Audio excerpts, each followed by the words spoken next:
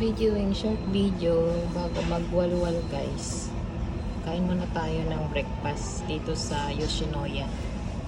And this is for breakfast bago magwalwal. Yan. We have rice, egg and ham, salad, and then the